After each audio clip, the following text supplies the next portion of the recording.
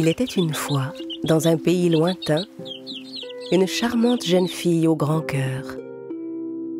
Comme sa mère était morte, son père décida un jour de se remarier avec une femme cruelle, qui avait 2 filles aussi méchantes qu'elle. La marâtre et ses filles traitaient la jeune fille très durement. « Va-t'en, tu n'as pas à t'asseoir à notre table. »« Allez, tu n'as rien à faire avec nous. » Oups, ma tasse est tombée. Ramasse-la et nettoie. Allez. Pendant que les 2 sœurs sortaient pour aller s'amuser, elle devait rester à la maison pour s'occuper des tâches les plus ingrates. Tout le monde à la maison l'appelait Cendrillon, car quand elle était fatiguée, elle allait s'asseoir près de la cheminée, son chat sur les genoux, pour tenter de se réchauffer devant les cendres chaudes. Un beau matin, la famille reçut une invitation en provenance du palais. Un grand bal sera donné ce soir au palais en l'honneur du prince. Toutes les jeunes filles à marier y sont invitées. La belle-mère commença à préparer ses filles pour le bal, et Cendrillon fut obligée de les aider. Vous devez être les plus belles jeunes filles du bal ce soir. Vous devez absolument plaire au prince. » Pourquoi je n'ai pas le droit d'y aller, moi? Toutes les jeunes filles à marier sont invitées, après tout. Vraiment? Et tu comptes te rendre au bal du palais habillée comme ça, peut-être? Le moment du bal venu, restée seule à la maison, Cendrillon ne put retenir ses larmes et commença à pleurer. Au même moment, une vive lumière éclaira soudain la cheminée, et au travers de cette lumière, une belle fée apparut. Cendrillon n'en croyait pas ses yeux, car cette fée n'était autre que sa mère. « Oh, mère !»« Bonjour, Trésor. Je suis venue t'apporter mon aide. Toi aussi, tu vas pouvoir aller au bal du palais. »« Vraiment? Mais comment ?»« Mais voyons, grâce à mon aide. Va au jardin et rapporte-moi la plus grosse citrouille que tu peux.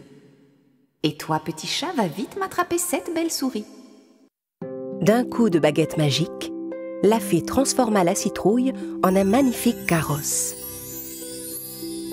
Puis elle dirigea sa baguette vers les souris. La première fut instantanément changée en cocher. Les 6 autres devinrent 6 beaux chevaux blancs. Et à ton tour maintenant. J'ai l'air d'une vraie princesse. Mais mère, je ne sais pas danser. Et si jamais le prince m'invitait, de quoi est-ce que j'aurais l'air? Ne t'en fais pas, ma chérie. Avec ces souliers magiques, tu seras la meilleure danseuse de tout le bal.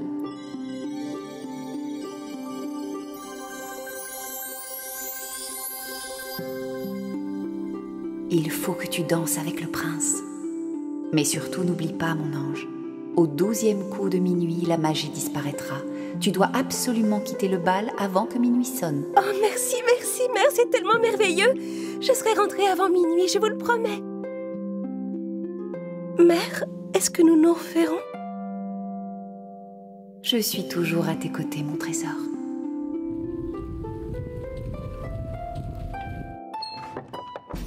Quand Cendrillon arriva au palais, si belle et si élégante, toutes les têtes se tournèrent vers elle. Même ses méchantes sœurs ne purent la reconnaître. Et bien sûr, le beau prince fut immédiatement subjugué par sa beauté. Le roi et la reine aussi furent charmés par Cendrillon. Quelle charmante jeune fille! Voilà ce que j'appelle une princesse digne de ce nom. Le prince invita aussitôt Cendrillon à danser.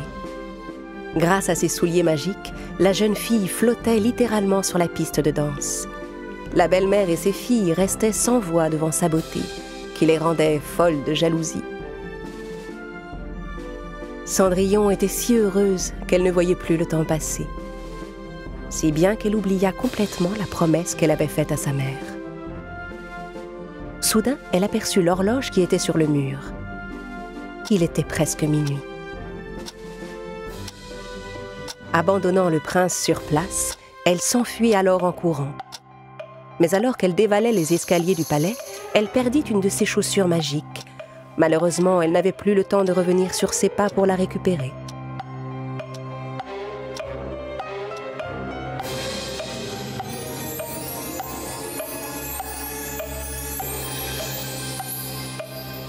Le prince, qui courait derrière elle, trouva la chaussure sur une marche et la ramassa. Trouvez la jeune fille à qui appartient cette chaussure. Traversez tout le pays s'il le faut, mais retrouvez-la moi. Les gardes du palais parcoururent tout le pays, frappèrent à toutes les portes et firent essayer la chaussure à toutes les jeunes filles du royaume. Mais le soulier n'allait à aucune d'entre elles. Finalement, ils arrivèrent à la maison de Cendrillon, où les deux filles de la belle-mère essayèrent la chaussure. Mais poussez plus fort, enfin, ça va rentrer! Mais oui, voyons, ma fille a les pieds un peu gonflés en ce moment, la fatigue sûrement. Mais le soulier n'allait à aucune des deux filles. Heureusement, le capitaine des gardes s'était rendu compte qu'il y avait une troisième jeune fille dans la maison. Il y a une autre jeune fille ici. À peine Cendrillon eut-elle mis le pied dans la chaussure, les gardes furent convaincus que c'était bien la sienne, car elle lui allait parfaitement.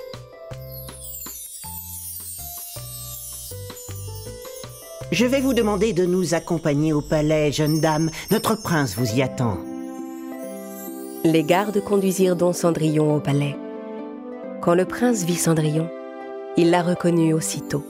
Il était tellement heureux de la revoir. Il s'agenouilla devant elle et la demanda en mariage. Princesse, voulez-vous m'épouser? Cendrillon, ravi, accepta sans hésiter la demande du prince. Et ensemble, ils vécurent heureux pour toujours.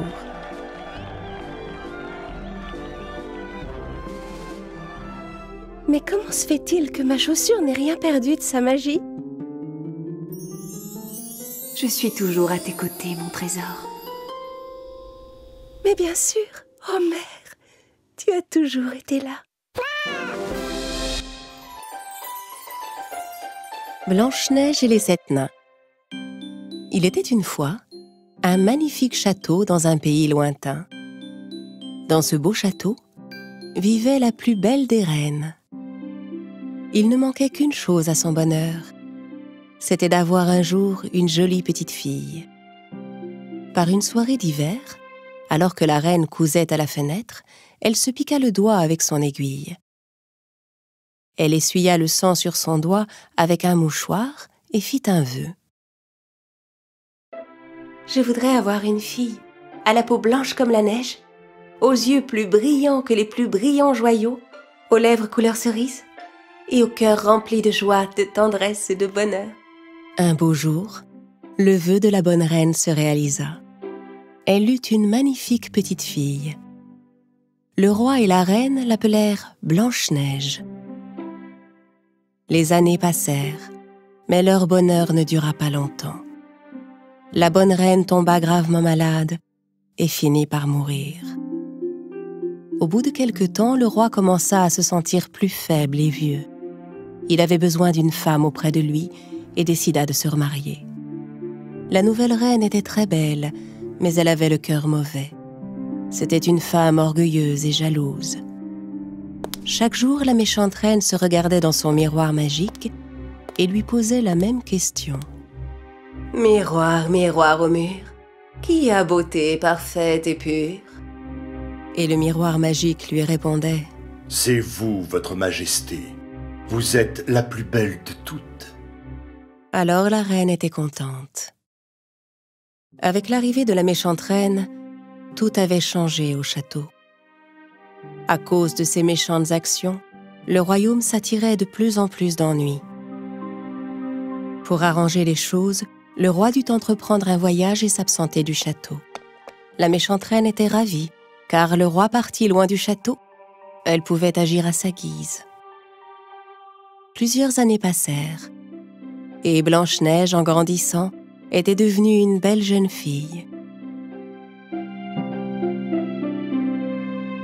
Un jour, non loin du château, un jeune prince aperçut le reflet de Blanche-Neige dans l'eau de la rivière où il s'était penché pour boire. Il se redressa, regarda autour de lui, mais il ne vit que les oiseaux qui gazouillaient au-dessus de sa tête. Un jour, alors que la reine demandait à son miroir « Miroir, miroir au mur, qui a beauté parfaite et pure ?»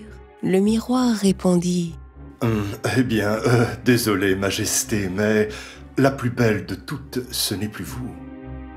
La plus belle de toutes, c'est Blanche-Neige. En entendant la réponse du miroir, la reine fut furieuse. Elle appela aussitôt son plus fidèle chasseur et lui donna un ordre terrible. « Emmène Blanche-Neige dans la forêt et rapporte-moi son cœur. »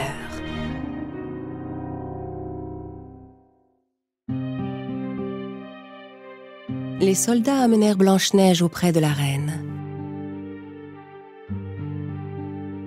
« Oh, ma chère Blanche-Neige, j'ai pensé que tu devais t'ennuyer dans ce château. Sors, va prendre un peu l'air dans les bois et ne t'en fais pas. Mon plus fidèle chasseur veillera sur toi. » Le chasseur conduisit Blanche-Neige au cœur de la forêt. Il devait obéir aux ordres de la reine.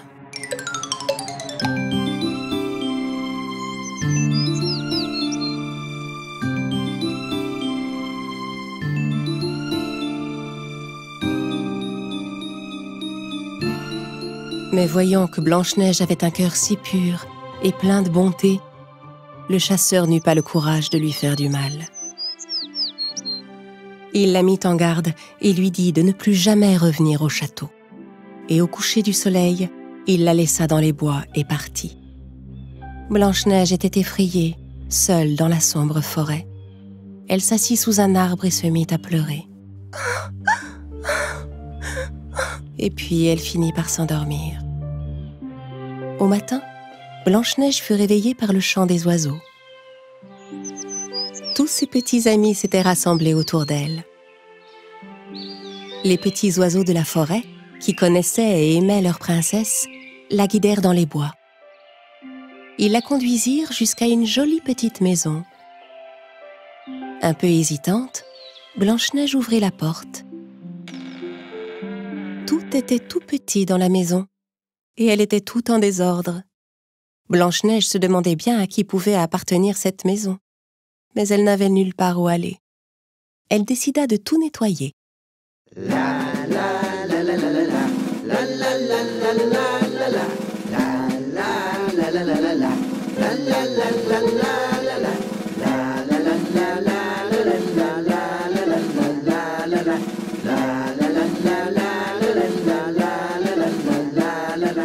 Quand elle eut fini de mettre de l'ordre dans la maison, Blanche-Neige prépara à manger avec les petits ustensiles de cuisine. Comme toutes les autres choses de la maison, les lits étaient tout petits. Mais Blanche-Neige était si fatiguée qu'elle tombait de sommeil. Elle se dit qu'aucun mal ne pouvait lui arriver dans cette maison et s'endormit sur des lits qu'elle avait rapprochés. Le soir venu, les 7 nains à qui appartenait la charmante maison rentrèrent de leur travail. Quand ils entrèrent dans la maison, ils furent tout étonnés. Toute la maison était propre et rangée, et il s'y répandait une délicieuse odeur. Simplet voulut se servir un bol de soupe, mais il en renversa par terre. Prof essaya de comprendre ce qu'il se passait. Il y a quelque chose de louche dans toute cette histoire. Qui a fait tout ça? Après une bonne nuit de sommeil, je suis sûr que je pourrai éclaircir ce mystère, dit Dormeur en bâillant. Les 7 nains montèrent sans bruit à l'étage. En entrant dans leur chambre, ils furent stupéfaits. La plus belle jeune fille qu'ils aient jamais vue dormait sur leur petit lit. Alertée par le bruit, Blanche-Neige se réveilla effrayée. Elle découvrit les 14 yeux des 7 nains qui la dévisageaient. Hésitante, elle finit par leur dire « Je m'appelle Blanche-Neige. Je suis désolée si je vous ai dérangé. Je ne voulais rien faire de mal. » Ça ne fait aucun doute, parce que si c'était le cas, jamais vous n'auriez rangé notre maison et cuisiné pour nous, répondit Prof, et il les présenta tous. Nous sommes les 7 nains.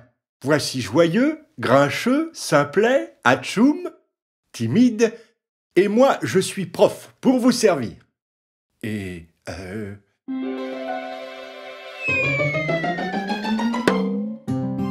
lui, là-bas, c'est Dormeur.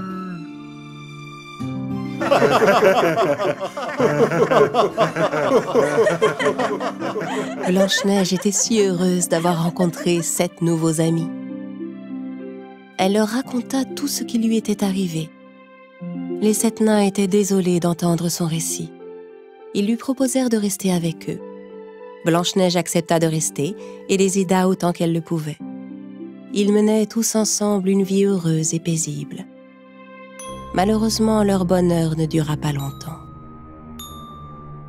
Un jour, la reine demanda à nouveau à son miroir magique « Miroir, miroir au mur, qui a beauté parfaite et pure ?»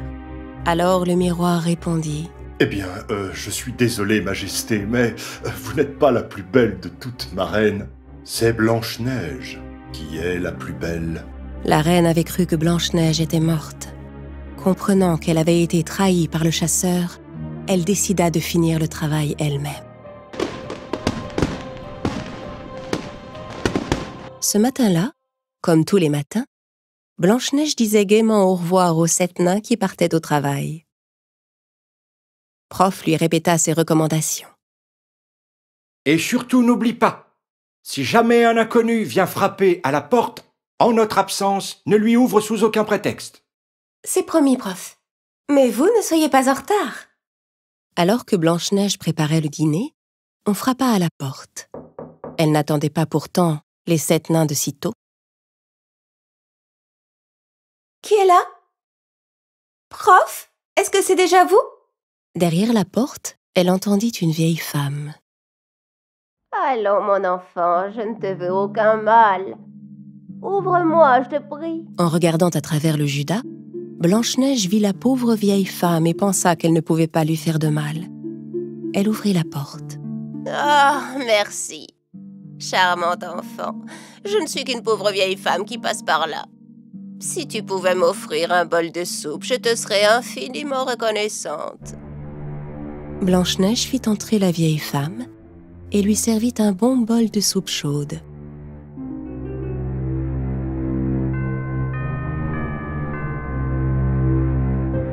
Merci beaucoup, mon enfant. Je n'ai pas d'argent à te donner, mais je peux t'offrir une de ces délicieuses pommes rouges que j'ai dans mon panier. Goûte-la, tu verras, à la première bouchée, tu te sentiras au paradis. Tentée, Blanche-Neige croqua dans la pomme. Mais à la première bouchée, elle s'évanouit et s'écroula sur le sol. La vieille femme n'était autre que la méchante reine qui s'était déguisée. Et la délicieuse pomme était en fait empoisonnée. Une seule bouchée avait suffi à plonger Blanche-Neige dans un profond sommeil dont elle ne pouvait plus se réveiller.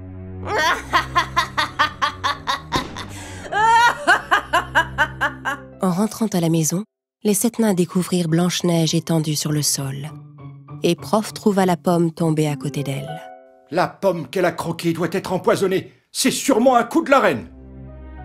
Même dans son profond sommeil, Blanche-Neige était si belle que les 7 nains l'allongèrent dans une boîte en verre qu'ils placèrent en haut d'une colline pour que tous ses amis de la forêt puissent continuer de l'admirer. Un jour, le prince vint à passer dans la forêt où Blanche-Neige était endormie. Ses amis les oiseaux le conduisirent à l'endroit où elle se trouvait pour qu'il puisse la voir. Le prince n'en croyait pas ses yeux. La belle princesse qu'il avait aperçue dans le reflet de l'eau et qu'il n'avait jamais pu oublier était étendue devant lui. Il souleva le couvercle de la boîte et lui donna un baiser. À cet instant, les rêves de Blanche-Neige et du prince se réalisèrent enfin. Leur amour réussit à vaincre le sortilège et Blanche-Neige ouvrit les yeux. Au même moment, ayant appris tout ce qui était arrivé à sa fille, le roi brisa le miroir magique et ordonna qu'on chasse la méchante reine du château. Blanche-Neige put enfin rentrer chez elle et retrouva son père.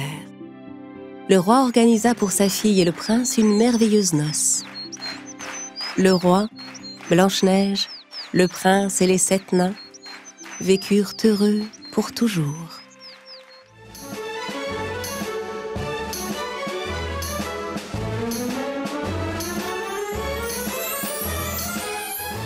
Il était une fois, dans un pays fort lointain, un jeune couple qui n'avait pas d'enfant et qui rêvait d'avoir une petite fille.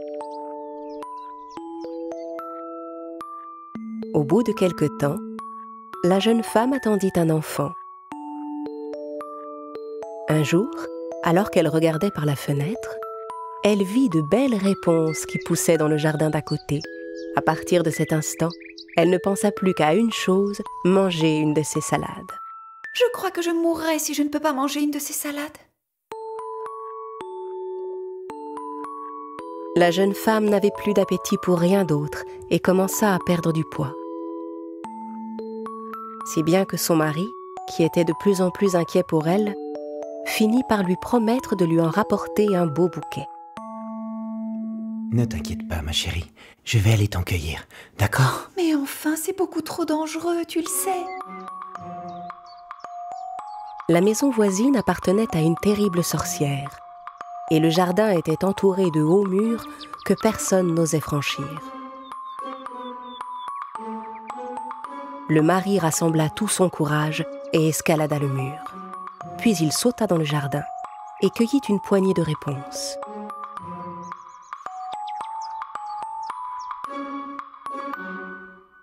Sa femme mangea la salade avec grand appétit et commença à se sentir un peu mieux. Malheureusement, une poignée ne lui suffisait pas. Le lendemain, le mari retourna donc dans le jardin voisin. Mais cette fois, la sorcière l'attendait. Ça alors, comment osez-vous vous introduire sans permission dans mon jardin pour venir me voler mes réponses? Ma femme est enceinte et depuis qu'elle a vu vos salades, elle ne veut plus rien manger d'autre. Vous auriez quand même pu me demander la permission, c'est la moindre des choses. C'est que nous avions peur. Je ne pensais pas que vous accepteriez, pardonnez-moi. Que je vous pardonne? Mais, au contraire, vous méritez d'être puni.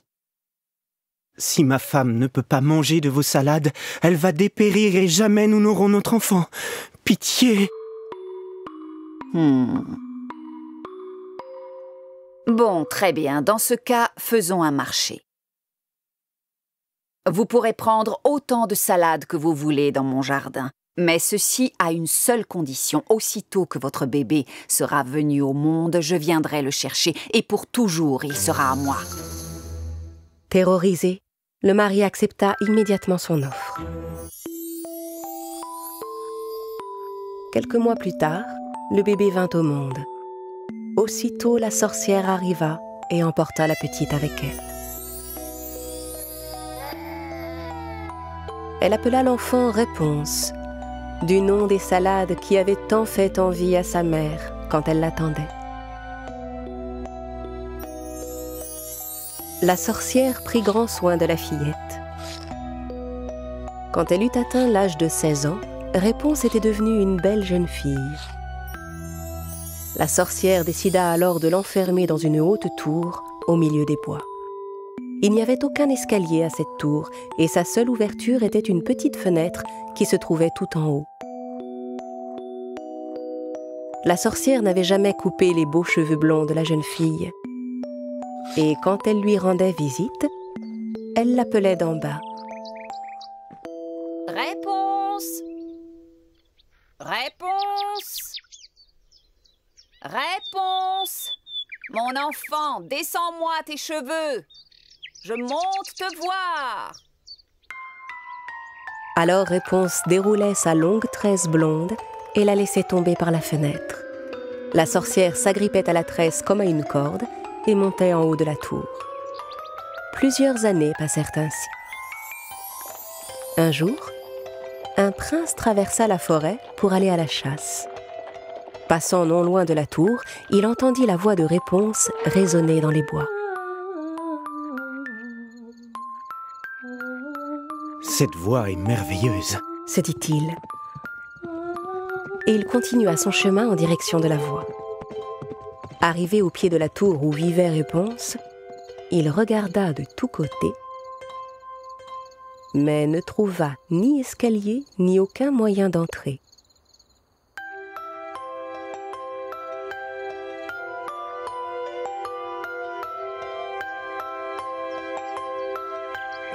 Subjugué par la beauté de la voix qu'il avait entendue, Le prince revint chaque jour à la tour, sans jamais trouver comment y monter. Un soir, alors qu'il s'approchait de la tour, il aperçut la sorcière qui attendait en bas. Réponse! Réponse!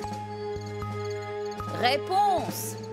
Mon enfant, descends-moi tes cheveux. Je monte te voir.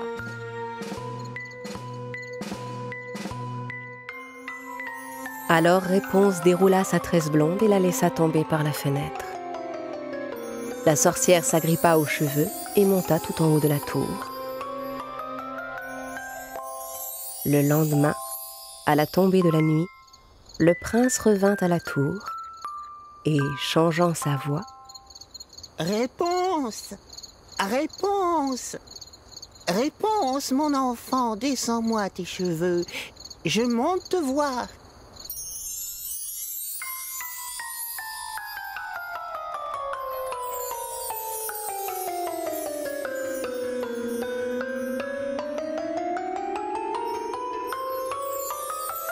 Voyant pour la première fois de sa vie quelqu'un d'autre que sa mère, Réponse fut d'abord un peu effrayée.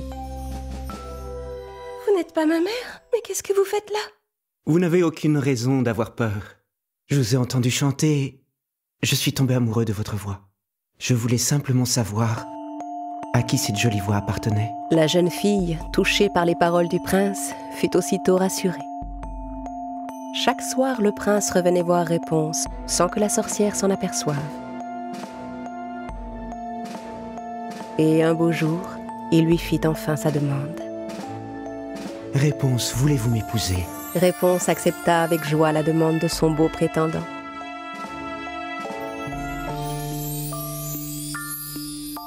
Mais la jeune fille ne savait pas comment sortir de sa tour. Soudain, elle eut une idée. Elle demanda au prince de lui apporter un morceau de tissu à chacune de ses visites. En attachant les morceaux de tissu les uns aux autres, Réponse entreprit de fabriquer une corde. Mais un jour, alors qu'elle était un peu distraite, la jeune fille laissa échapper une parole qui la trahit. « Mère, comment se fait-il que le prince monte plus vite que vous ?» Comment? Quel prince? Quel prince? Alors la sorcière comprit que sa fille lui cachait quelque chose et entra dans une colère noire. Comment as-tu osé me trahir? Traîtresse, quand je pense que j'ai tout fait pour te protéger de tous les terribles dangers du monde. Incapable de contenir sa rage, la sorcière saisit les cheveux de Réponse et les coupa.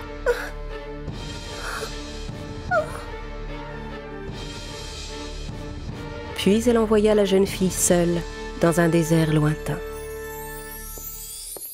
Ce soir-là, la sorcière attendit en haut de la tour que le prince arrive. Au bout d'un instant, elle entendit le jeune homme appeler d'en bas. « Réponse! Réponse! Descends-moi tes cheveux! C'est moi, ton prince! » La sorcière fit descendre la tresse qu'elle avait coupée le long du mur. Ignorant ce qui l'attendait, le prince commença à grimper. Arrivé en haut, voyant la sorcière à la place de Réponse, il comprit qu'un malheur était arrivé. La terrible femme se précipita vers lui, si bien qu'il trébucha et perdit l'équilibre.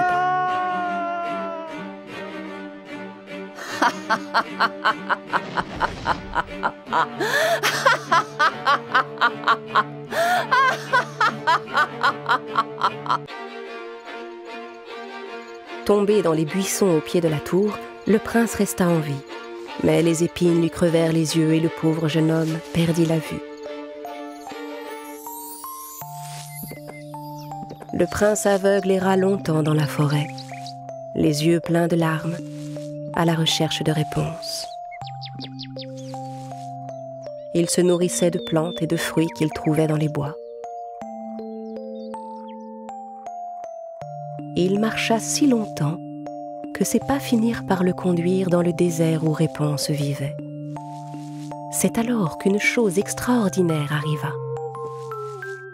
Il entendit un doux chant non loin de lui et reconnut aussitôt la voix de sa bien-aimée. C'est la voix de Réponse. Il marcha en direction de la belle voix tout en appelant. Réponse! Réponse!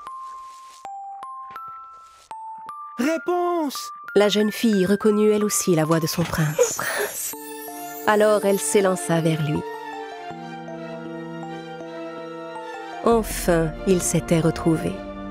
Heureuse de revoir son bien-aimé, Réponse le prit dans ses bras et versa des larmes de joie. Les larmes de la jeune fille tombèrent sur les yeux du prince, et soudain, il se produisit un véritable miracle. Le prince ouvrit les yeux et recouvra la vue. Réponse était tellement heureuse.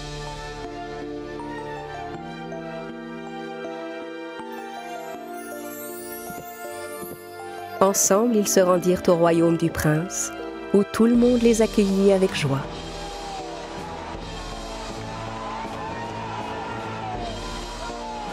Et ils vécurent heureux pour toujours.